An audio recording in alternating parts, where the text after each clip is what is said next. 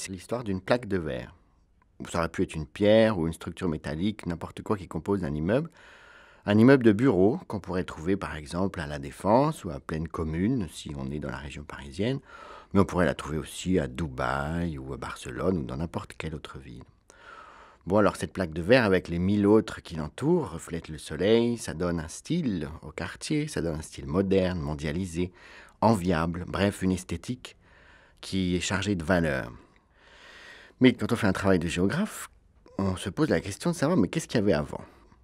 Alors, dans un certain cas, si c'est La Défense, on avait un bidonville avec environ 10 000 travailleurs immigrés, portugais, algériens ou autres, qui menaient une vie un peu particulière dans l'informalité, dans la précarité, mais aussi une vie de village avec des solidarités qui ont aujourd'hui complètement disparu. Ou alors, si on est dans le deuxième cas, à la Plaine Commune, on avait des entrepôts qui servaient à l'approvisionnement de Paris, des usines, des logements ouvriers. On avait une tradition syndicale, politique. C'était la banlieue rouge. Comment ça s'est fait? C'est ça la question qu'on se pose quand on est géographe. Comment s'est prise la décision de détruire, de démolir, de remplacer? Comment on a attribué? Comment les contrats ont-ils été passés? Quels sont les promoteurs qui se sont mis dans la course? Comment se sont passées les expulsions, les démolitions? Et puis on peut évidemment se poser la question de savoir d'où vient le verre, d'où vient cette matière.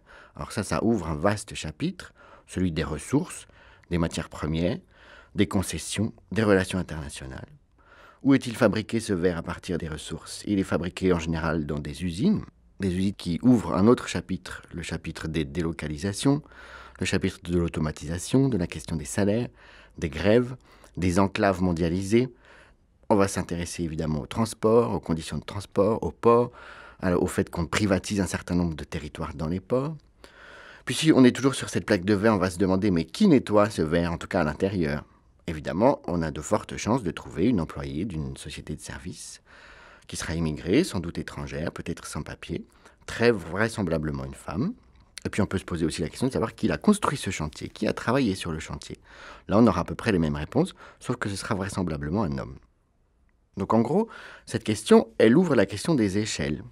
Une échelle beaucoup plus vaste, celle de la décision de migrer. C'est-à-dire qui est là, pourquoi ils ont migré, qu'est-ce qui leur a donné envie de partir, et comment ils ont vécu cette expérience très étrange d'être partis, d'être absents, d'être présents quelque part ailleurs, de se sentir étrangers, et de se retrouver dans quelque chose qui est une intrication, des contraintes, des opportunités et des impossibilités, surtout des frustrations, tout cela qu'on appelle en général le marché du travail.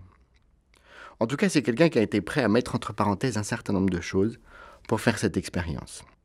Alors évidemment, si on s'intéresse aux raisons de partir, on doit se poser la question de la position sociale et du statut social antérieur et actuel de cette personne. Donc on doit avoir une démarche ethnographique qui va nous ouvrir beaucoup de pistes. La piste de la paupérisation, par exemple, de la privation d'emploi, mais aussi de la frustration plus ou moins accentuée par rapport au désir que suscite notre économie actuelle partout dans le monde. En bref, ce qu'elle nous raconte, cette plaque de verre, eh bien finalement, c'est que bien rares sont les lieux où le principe organisateur n'est pas la rente du sol et la plus-value sur le travail.